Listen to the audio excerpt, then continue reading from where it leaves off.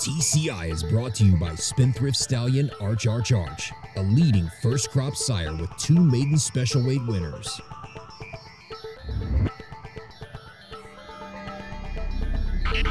Welcome back to TCI, your inside track to the Triple Crown. Alongside Joel Cunningham, I'm John Siegel. Well, Joel, this is the show. We have a horse that is could potentially be a Triple Crown winner, but you usually tell us here why you think that horse will not win the Belmont Stakes. But let's jump right in first. Let's take a look at the TCI top 10 for this year's Belmont Stakes. Let me know what you think. Yeah, I won't tell you here. I'll tell you next week, though. But, you know, we've been covering this show seriously, John, for a few years, and everybody that's watching knows that I'm really big on pedigree. When it comes to a mile-and-a-half racing in North America on the dirt, to me, I'm big into pedigree. We don't run this far very often, and I really believe our pedigrees through the decades are more pronounced for speed now and miler-type horses. So I think it's a stretch for our pedigrees, and I think that's why we see some wacky results. So we go to the top 10 here. You mentioned most hated man. John, I remember last year we opened this very week with Tomlinson ahead of California Chrome on the TCI top 10. Tomlinson was number 1. A lot of people didn't like that. Tomlinson, being the local horse with the sub 3.0 dosage index, was able to win the Belmont Stakes over our pick, which happened to be Commissioner by a nose there. So you look at the top 10 here.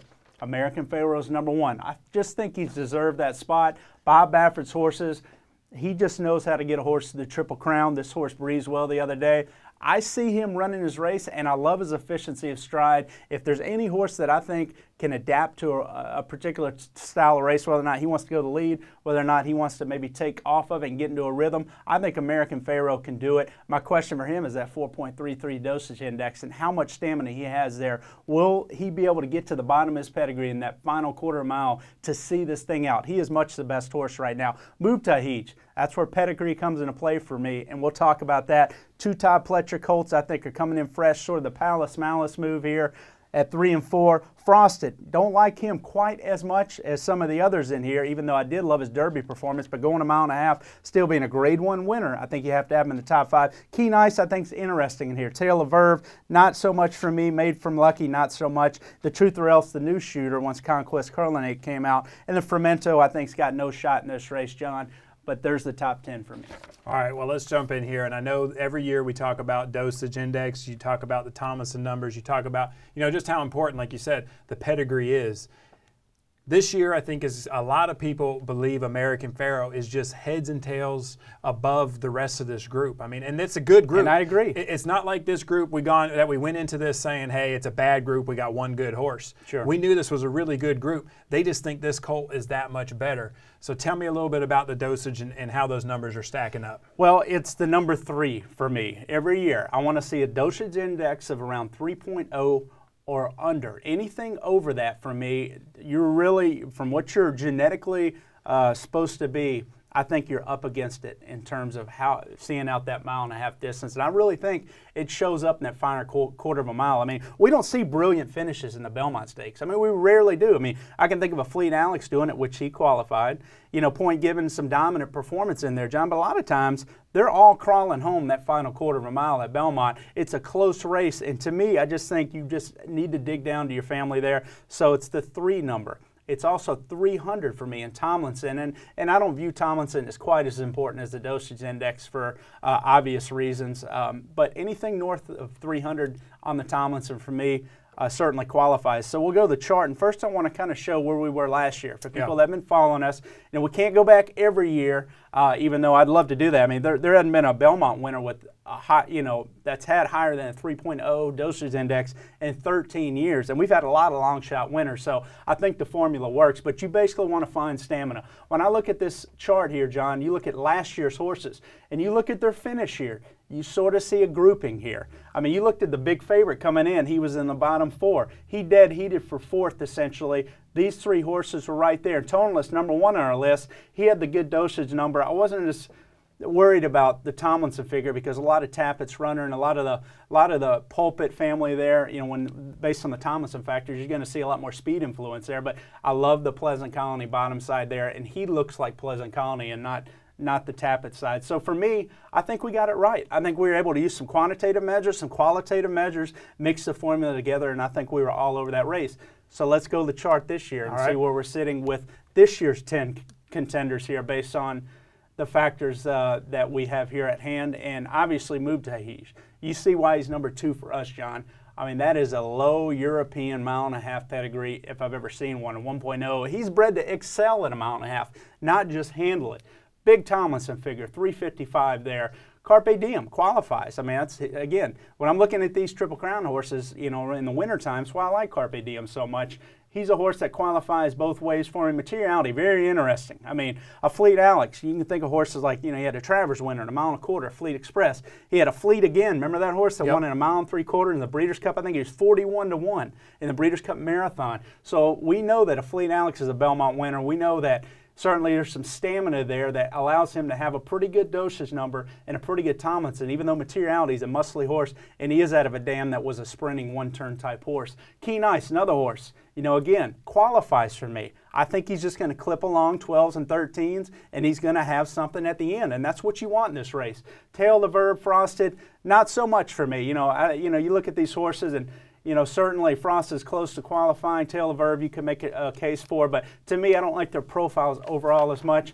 And again, you get down here, and who's in our bottom 4? American Pharoah, the 1.33. Now, the Tomlinson with an asterisk, not enough information to really give you a true Tomlinson indication there. But when I look at a 4.33, John, that is a monster number. He's really going to have to dig down to the depths of his pedigree. And again, talent is one thing. Smarty Jones had talent. We've seen a lot of horses with talent try to pull this off, John. They weren't able to, and everybody liked to make excuses of, oh, well, it's too many races in a 5-week period, and you know, horses were pushing Smarty Jones down the backside, and that's why he didn't have enough to win. Well, he got beat by a horse, Birdstone, that was an accomplished 10 to 12 furlong horse, a multiple grade 1 winner there, and a horse that had a really good stamina number. So all I got to tell you is the proof is in the pudding, and trends change through the years. But until I'm proven wrong, I believe in pedigree for this race, and so this is a basic chart based on quantitative measures and some qualitative measures too when I look at some of these horses on who I think qualifies best to handle that distance. You know, I've doubted you in the past on this, and I will say that, you know, it looks like the numbers have,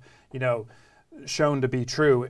So you kind of look back at some of the last Triple Crown winners. You say, okay, well, let's see what, you know, what their dosage were, and just so that the viewers know. I mean, you see Affirmed, he had, you know, a 2.08. Seattle Slew, 2.14. Secretariat, you know, you're going to say, well, what about Secretariat? Everyone said he couldn't get the distance as well.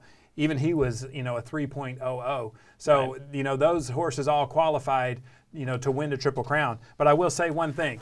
There's a horse called Real Quiet. Now, you know the story. You know that, you know, I prepped him for the sale, so I've always feel, you know, kind of tied to that horse. Sure. I think he could have won, you know. You listen to Kent DeSormo, some things that he said. I think he had a shot to win that race and win the Triple Crown. He was a 5.33. So when you look at the heart, I think is one of those things. You know, you look at how much heart does American Pharoah have? You know, I'm rocking the American Pharoah beard here. I'm holding on hope that he's going to win. I think it'd be great for the sport. I think he's a good horse to get it done. I think a lot of fans, you know, would be interested to see him win it. Well, let me point something out too. Victory Gallop had a 4-point-something. I don't know it off the top of my head, but he technically didn't qualify in my system based on dosage. But we know Victory Gallop as an individual, John. He was a true classic. Might have been the best 1.25 mile horse of his crop. I mean, arguably. I mean, we saw that play out later on in his career. That's what he wanted to do. So I'm not saying that these quantitatively are always going to be accurate. I mean, I look back on my list here, and how did Sarava win the Belmont Stakes? He had a 4.50 dosage. Now, we know Sarava wanted to go a long way. I mean, he was out of a Breeders' Cup Classic winner. He wanted to get it on at a distance, you know, commendable. Nobody will figure that out other than he just walked on the lead. He had a 5.0 dosage, number 1 at 19-1 under Pat Day in 2000. So when you look at some of these winners here, I think we just see a trend that's important to point out and something that I'll believe in. Now,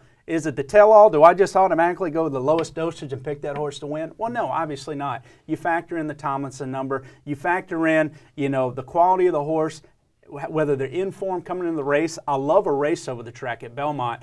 Toneless coming in last year, to me, he sort of fit that bill of a horse that, you know, we like Toneless maybe going into the Derby, and he didn't make it. So California Chrome had all the buzz. Toneless had a ton of quality and was set up to run big last year. And you mentioned Real Quiet. He was up on a pretty slow pace. So, look, that last 1/4 mile is where it counts, John. And give Victory Gallop credit for kicking it in that final 1/4 mile and running him down, whether or not you think Kent moved early or not. So, I'm just saying, in these races, they're not dynamic finishes. You have to really reach down into your pedigree, and I have seen that. Go YouTube the last 12, 15 Belmonts and just watch the way the races are run. I mean, they're going half miles and 48, 49, and it's a rhythm race. It's a gallopers type race, John, and you have to dig down to your pedigree and really see out that final quarter mile. And I'm telling you, there might not be much margin at the wire. Maybe a horse wins by a nose here, a neck there, a head there, and you want to try to make another excuse where the horse is tired or got a bad ride. I will tell you that it was the pedigree that saw out the final quarter mile for the winner most of the time. All right, well, next week we'll see who you pick to win the Belmont Stakes. And for you viewers who haven't turned off the video just yet, thank you guys for watching. And listen, hold on to hope. I mean, it can be done. Just because JC says the dosage isn't good for American Pharoah, we could still see a Triple Crown winner. Thank you guys for watching. Make sure you come back next week. We'll let you know who we think will win this year's Belmont Stakes.